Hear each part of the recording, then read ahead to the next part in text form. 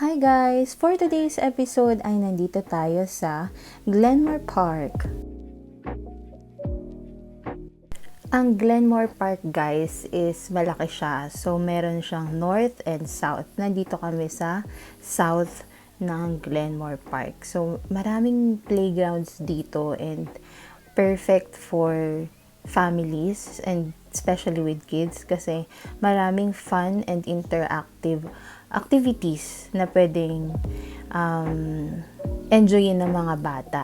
Yan. Kagaya na lang ng mga ito.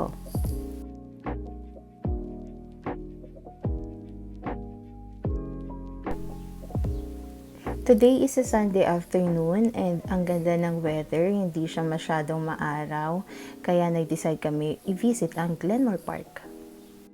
And while waiting kina mama, nag-decide lang kami na magstay dito sa gazebo nila. And mamaya, itatry din namin yung ibang mga activities dito such as yung mga slides. Ito na nga, trinay ni Isla na mag-slide kasama si Daddy and saya-saya. Actually, marami silang slides dito. So, ito yung slide number 1.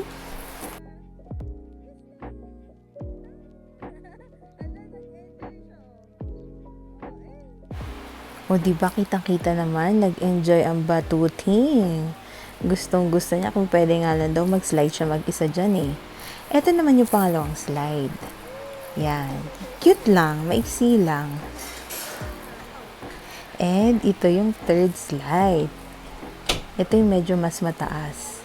Wow! Diba? Enjoy na enjoy ang Daddy. Char. Syempre si Isla. And after naman namin mag-slide, trinay nila Mama and Isla itong siso na very cute ang design. Ang ganda ng kulay nung playground na to. So, color blue and red lang siya. And then daming very fun activities na pwede nyong itry. And after naman namin sa playground, naglakad-lakad lang kami and nandito tayo ngayon sa Quintera Park. Isa siyang musical park. As you can see, maraming mga instruments na pwede nyong itry.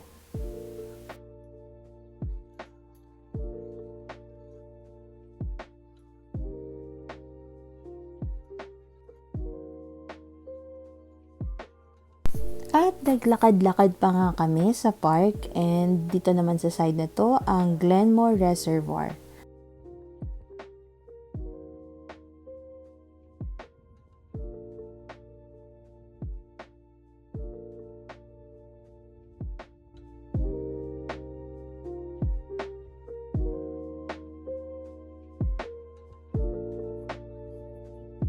At eto nga, nagbabanding ang magpipinsan, si Isla at ang kanyang mga kuya, si Kambal, Lincoln, and Kaya.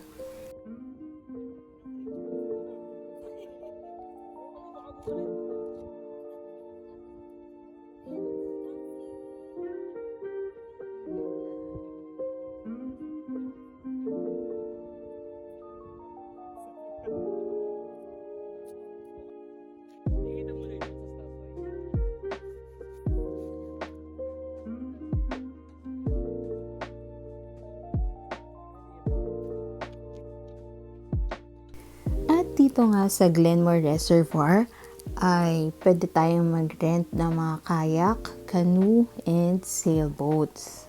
Yan, tingnan nyo, diba? Ang daming pagpipilian, iba't ibang kulay. So, next time, itatry natin yan.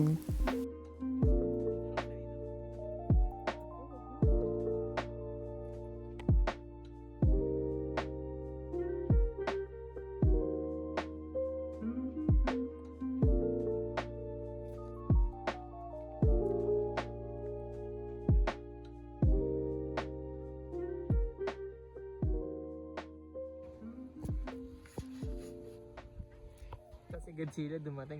Paano na ba yan? Pinala namin Godzilla. Si Godzilla pala galing sa ilalim ng dagat. Di ba man na? Oo, galing. Lumalamig.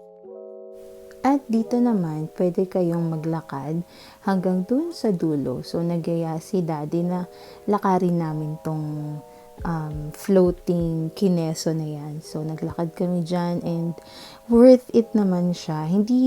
Parang hindi naman siya malalim, pero ang ganda-ganda ng view. Very safe. So, kung mahilig ka sa water activities, although wala naman masyadong gagawin dito, lalakad ka lang, enjoy naman siya.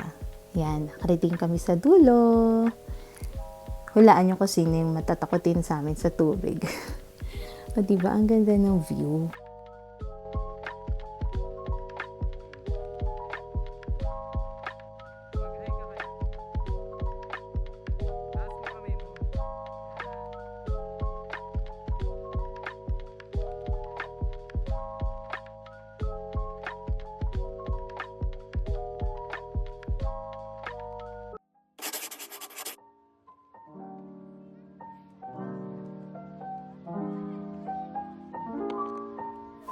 And kinabukasan naman ang celebration ng Canada Day, July 1. Happy Canada Day!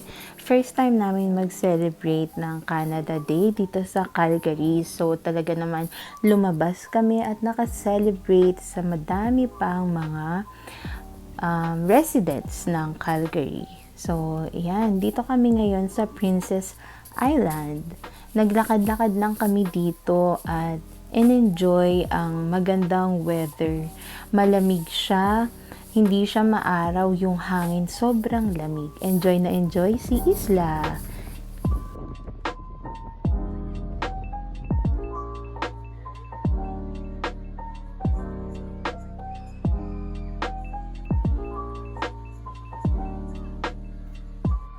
Habang naglalakad kami pabalik dun sa parking namin, nakita namin to mga bibi. Ang dami mga bibi na umahon dun sa ilog. And ang kukulit lang ng mga bata. Kasi talagang, ayan o, kita nyo, hinahabol nila yung mga nananahimik na bibi na gusto lang naman nilang siguro maglibot. Kaya ayan, nagambala sila and bumalik na sila dun sa ilog.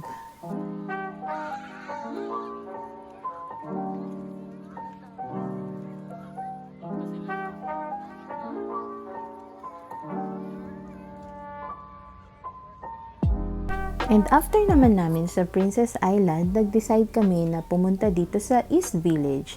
Kasi sabi nila Jigs, maganda dito and nakita namin maraming mga food trucks. So, another celebration to ng Canada Day. Yan, may mga magpe-perform dyan sa stage.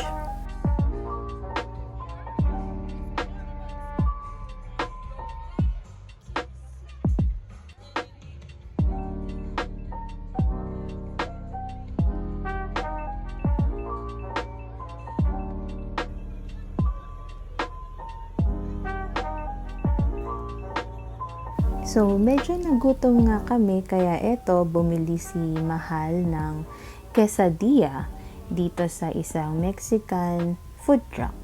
So, ang sarap mag-celebrate dito sa Canada. Actually, kahit wala kang isi-celebrate, maganda dito sa Calgary and sa Canada as a whole. Kasi as you all know naman, very inclusive ang Canada.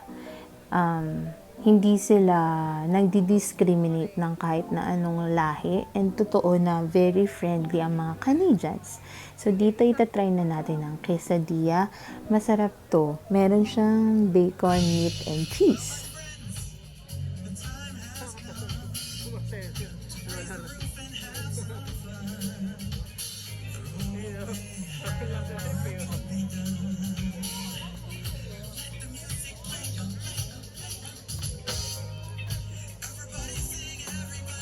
O diba? Feel na feel talaga nila. At dito wala silang pakialam sa'yo kahit na anong bihis mo, anong forma mo. Okay lang yan. Ang mahalaga, i-enjoy mo lang yung moment. Ito naman si Isla, gusto niyang enjoyin yung kanyang shoes. Talaga naman, gustong gusto niya yan.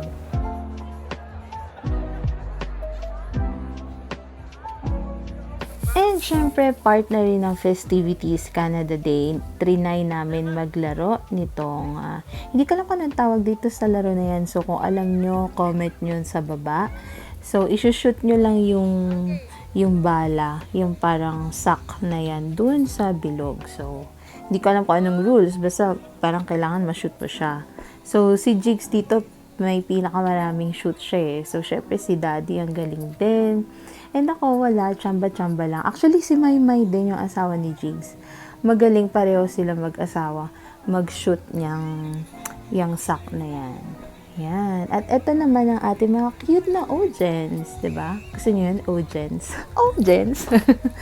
Yan sila Isla. Pinapanood lang nila kami habang naglalaro. At sure ako paglaki niyang mga yan, yung magpipinsan na yan, sila naman yung maglalaro dito. So, eto nga, na-enjoy namin ang celebration ng Canada Day kasama ng aming buong pamilya. I hope nag-enjoy kayo panoorin ang video na to as well. Yun lang. See you guys on our next episode.